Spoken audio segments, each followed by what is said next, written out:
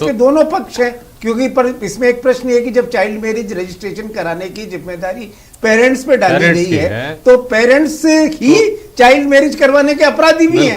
तो कोई भी अपराधी स्वयं अपना अपराध बताने के लिए क्यों आएगा? स्वर्णिम चतुर्वेदी जी, इसका जवाब आप दीजिए।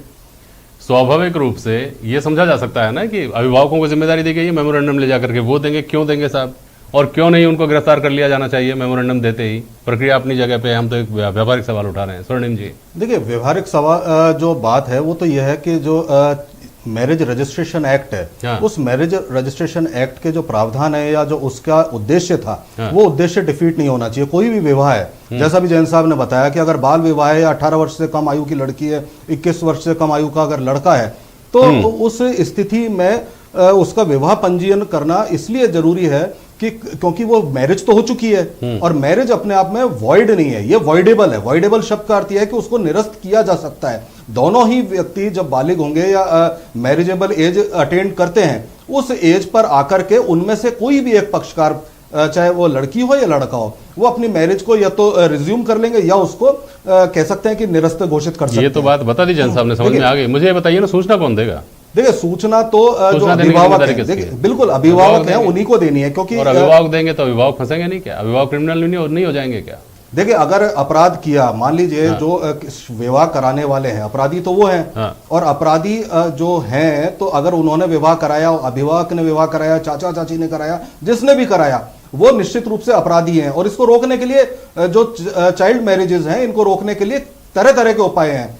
सिर्फ ऐसा नहीं है कि एक इनको, क्योंकि इलीगल नहीं है ये, लेकिन चूंकि ये लीगल होगी जब वो मैरिजेबल एज अटेन करेंगे, तब तक अगर कोई दुर्घटना हो जाए या ऐसी परिस्थिति हो जाए कि लड़का या लड़की में से कोई ना रहे, तो उसकी संपत्ति या उससे संबंधित जो अधिकार हैं उसको दूसरा व्यक्ति केवल इलीगल कह करके या जब तक निरस्त ना कर दे अधिकारों को प्राप्त कर सकता है। तो ऐसी परिस्थिति में अधिकार संपन्न किया जा रहा है और कोई अधिकार छीने नहीं जा रहा है। कि ये बात समझ में आ रही है, यहां तक बात समझ में आ रही है। असली बात जड़ में इसकी में जाते हैं तो ये आता है कि अगर कोई माइनर हैं और वो शादी कर रहे हैं तो उसकी सूचना उनके अभिभावक देंगे, और अभिभावक किसी भी सूरत में सूचना नहीं देंगे अगर उनको जेल से बचना है तो। सुरेश जैन साहब, क्या कहता है हमारा अनुभव? ये जो कानून की जो व्याख्या है, ये तो जैन साहब मैं समझता हूँ AK जैन साहब कि बाय एंड लार्ज प्रोस्टिट्यूशन के कानून में भी ऐसा ही है कि वैश्यावृत्ति अपराध नहीं है, वैश्यावृत्ति कराना अपराध है। लेकिन हम स्थिति क्या देखते हैं, उस कानून की आड़ में क्या क्या बनी हुई है। तो सुरेश जैन साहब, आपको लगता है क्या कि लोग खुद निकल करके आ जाएंगे और ये जाकर मेमोरेंडम सौंप देंगे, हाँ साहब हो गया, ये शादी तो हो गई, अब आप देख लीजिए, रजिस्ट्रेशन तो करिए, बाकी आप जाने? प्रैक्टिकली तो इसकी संभावना बहुत कम है, लेकिन मैं ये कहना चाहता हूँ कि बहस का जो मुद्दा है वो हमने गलत दिशा में मोड़ दिया है। बेसिकली आज कोई भी नया एक्ट पास नहीं हुआ है, ये 2009 का एक एक्ट है, उसकी कुछ धाराओं में सरकार ने संशोधन किए हैं। क्या क्या संशोधन किए हैं वो एक बार ध्यान में रखने की बात है। पहला संशोधन तो ये किया है कि जो रजिस्ट्रेशन करने की पावर सिर्फ जिले के लेवल थी, उसको तहसील और ब्लॉक स्तर तक ट्रांसफर किया है और उन अधिकारियों के नाम इसमें डाले गए हैं।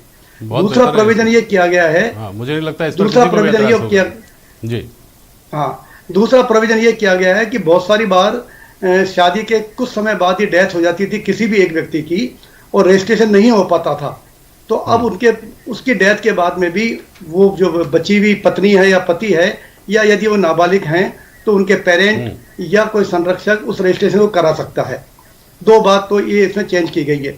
और तीसरी बात, जिस बात को लेकर चर्चा की जा रही है बाल विवाह की और इसकी, मैं आपको बताऊं कि इसकी जो मूल एक्ट है, उस मूल एक्ट की धारा 8(1) उसमें ऑलरेडी पहले से ही प्रोविजन था, और 2009 में जो प्रोविजन था वही प्रोविजन अभी है।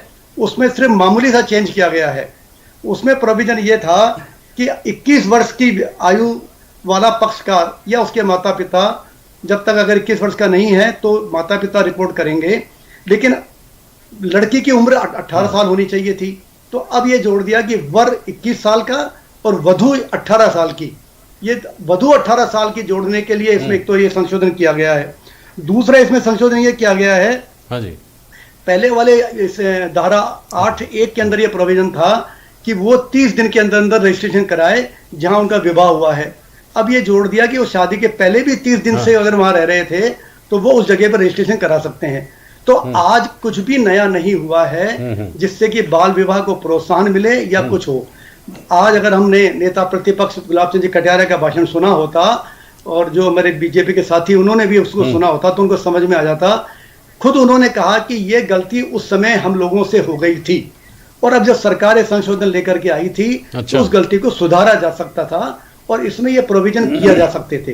और उसका जवाब देते हुए संसदीय कार्य मंत्री ने कहा है कि वो जो मेमोरेंडम देने का नियम रखा है माता पिता या संरक्षक के द्वारा 30 दिन के अंदर, उसके भाषा जो बनाई जाएगी वो नियम उपनियम जो बाद में बनेंगे उसमें वो ये बात जोड़ी जा सकती है कि वो बच्चा 18 साल 21 साल का है या नहीं है, क्या स्थिति वो है। लेकिन ये बिल्कुल सही कहा के जैन साहब ने कि शादी अवैध तभी होगी जब 18 या 21 साल के होने पर वो वर वधू जो हैं वो उसको चैलेंज करे, वरना वो शादी वैलिड है और सभी तरीके के कानूनी प्रोविजंस में आती है। तो ये जहां तक मैं समझ रहा हूँ सरकार इसको विकेंद्रीकरण करने के लिए लेके आई है और जो विधवाओं को सरकारी नौकरी लेने में या अन्य लाभ लेने में जो दिक्कत आती थी, उनकी विवाह का रजिस्ट्रेशन नहीं हो पाता था, उसके लिए संशोधन लेके आई है। लेकिन लाते समय निश्चित रूप से बाल विवाह के प्रोविजंस को ध्यान में रखा जाना चाहिए था, जो नहीं रखा गया है और ये एक अवसर था जिसमें सरकार इसको और अधिक सुधार कर सकती थी। लेकिन इस संशोधन के द्वारा कुछ बहुत बड़ा काम हो गया हो ऐसा बिल्कुल भी नहीं है। यदि मूल अधिनियम की धारा 8(1) को पढ़ेंगे अच्छा